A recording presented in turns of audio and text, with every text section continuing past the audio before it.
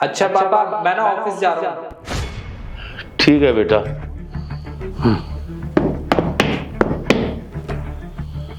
चला गया। ओ मेरे प्रभु।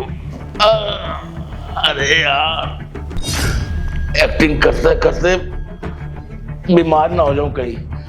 बेटे के प्यार में पता नहीं मुझे क्या क्या करना पड़ता है। अरे ओ बहू, मेरे लिए नाश्ता बना दे और चाय बना दियो।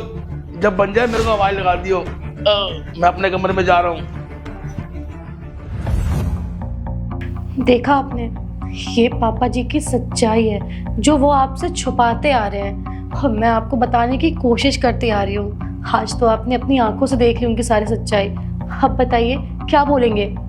पर मुझे तो समझ ही नहीं आ रहा कि पापा ऐसे कर क्यों रहे हैं। ये तो मुझे भी समझ नहीं आ रहा है कि पापा जी ऐसा क्यों कर रहे हैं। जो नज़ारा आज आपने देखा है, ये नज़ारा तो मैं रोज़ देखती हूँ। रोज़ आपके जाने के बाद पापा जी व्हीलचेयर से उठ जाते हैं और मुझे धमकियाँ देते हैं कि अगर मैंने आपको कुछ भी बताया ना तो मेरे साथ बहुत बुरा करेंगे, मुझे घर से बाहर निकाल देंगे। और मुझे भी यही लगता है कि आप तो अपने पापा जी की बात मानोगे, मेरी बात पे तो आपको यकीन होगा नहीं। आज आपने अपनी आंखों से देखा कि आपके पापा को कुछ नहीं हुआ है, वो बिल्कुल ठीक है, सही सलामत है। और तो और आपको पता है, वो मुझसे घर का सारा काम करवाते हैं, मुझे नौकरों की तरह ट्रीट करते हैं। एक बार भी उन्होंने मुझे बहू का दर्जा नहीं दिया। वो हमेशा मेरे साथ बदतमीजी करते हैं, मुझे गलत गलत बोलते हैं। आप ही देख लो कि आपको क्या करना है उनके साथ। ठीक है, मैं देखता हूँ।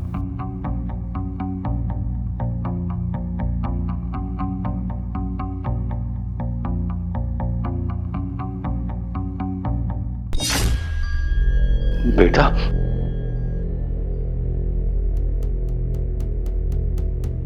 बस करो पापा, अब आपको और एक्टिंग करने की ना जरूरत नहीं है।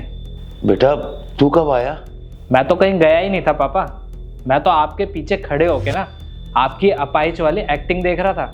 आप तो कहीं अपाइच हो ही नहीं, तो फिर ये इतना ड्रामा क्यों कर रहे थे आप? अरे नहीं नहीं बेटा, ऐसी बात नहीं है।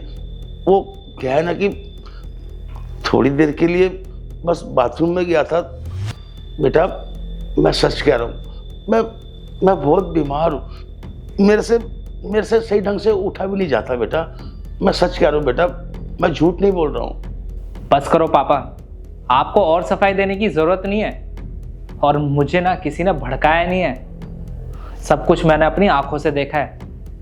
और हाँ, सृष्टि ना मुझे बहुत टाइम से बताने की कोशिश कर रही थी, पर मैंने उसकी बात पे यकीन ही नहीं किया। मुझे लगा कि मेरे पापा ऐसा ड्रामा क्यों करेंगे, पर अब ना मुझे यकीन हो गया है। और मैं आपसे ये पूछना चाहता हूँ कि आपने ये सब किया क्यों? हाँ बेटा, मैं तुझे सच बताता हूँ। जब तेरी शादी नहीं हुई थी ना, तो मैं एक बार बहुत बीमार पड़ गया था। तूने मेरी कितनी सेवा की थी, मेरा हर तरह का ख्याल रखा था, मेरे खाने का, मेरे बैठने का और मुझे पकड़कर मेरे बेड तक ले जाने का। तू हर टाइम मेरा ध्यान रखता था बेटा। और मैं डरता था कि कहीं बेटे की शादी हो जाए और शादी के बाद बेटा बदल ना जाए। बेटा मैं ये नाटक इसीलिए करता रहा कि कहीं मेरा बेटा मुझसे दूर ना हो जाए, क्योंकि मैं अपने बेटे को बहुत प्यार करता हूँ। बस बेटा, मैं इसीलिए बीमार होने की एक्टिंग करता रहा ताकि तू मेरे पास रहे, मुझसे दूर ना जाए बेटा। क्योंकि मैं डरता था कि शादी के बाद कहीं बहू तुझे मुझसे अलग ना कर दे, क्योंकि आजकल की लड़कियां शादी बाद में होती है और पहले अपने पति को बोलती है कि हम माँ बाप के साथ नहीं रहेंगे, अलग रहेंगे। बेटा मैं डरता था, इसीलिए डर के मारे मैं ये सब नाटक करता रहा कि तू मुझसे दूर ना जाए बेटा, और कहीं मुझे वृद्धाश्रम ना भेज दे। बेटा एक माँ बाप हमेशा चाहते हैं कि उनके बच्चे उनके पास रहे, उनके साथ रहे, उनकी सेवा करे। इसलिए बेटा मैं डर गया था और तेरे सामने ये बीमारी का नाटक करता रहा ताकि तू मेरे पास रहे बेटा। अरे बस करो पापा, और ये कैसा प्यार है? और कोई माँ बाप अपने बच्चे के साथ ऐसा करता है क्या? आपको पता है मैं कितना परेशान रहता था, ऑफिस में जाता था वहां मन नहीं लगता था मेरा। मेरी छोड़ो, सृष्टि कितना परेशान रहती थी, और जब उसको सच्चाई का पता लगा तो वो बेचारी किसी को बताने लायक भी नहीं रही। उसको डर था अगर वो किसी को कुछ बता देगी तो आप न जाने उसके साथ क्या ही करोगे। मुझे माफ करना पापा, पर आपने ना हर एक वो काम किए हैं जिससे मैं आपसे दूर हो जाऊं। नहीं नहीं बेटा, तू अपने बाप को गलत मत समझ बेटा। जो भी जाने अनजाने मुझसे गलती होगी है, मैं उसके लिए तुझसे माफी मांगता हूँ बेटा, मुझे माफ कर दे। अब इन सब बातों का कोई फायदा नहीं है पापा, बस अब एक ही चारा है जिससे आप भी खुश रहोगे और मैं भी। सृष्टि जी कपड़े पैक कर दिए तुमने? कपड़े?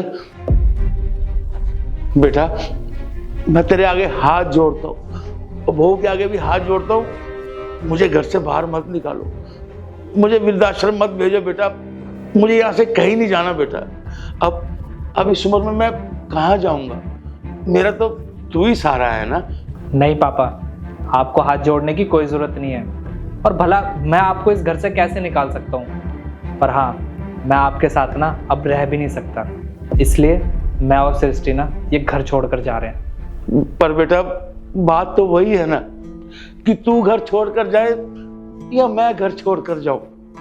बेटा मैं ये बर्दाश्त नहीं कर सकता, क्योंकि मैं तुझसे दूर नहीं रह सकता बेटा, मैं तुझसे बहुत प्यार करता हूँ। मैं बहू से भी माफी मांग लेता हूँ कि आइंदा ऐसी गलती कभी नहीं करूंगा।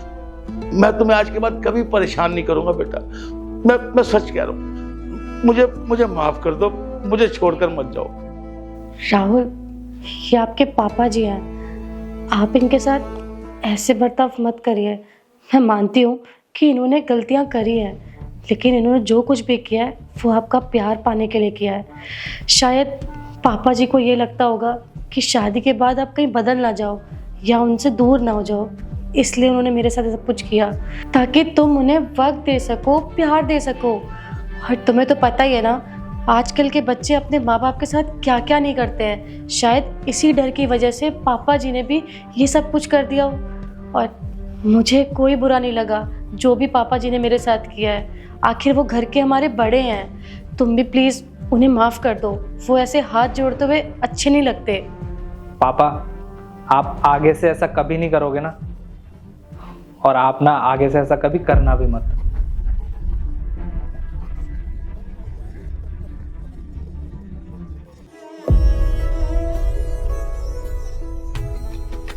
अरे पापा जी, आप प्लीज़ मेरे आगे हाथ मत जोड़िए।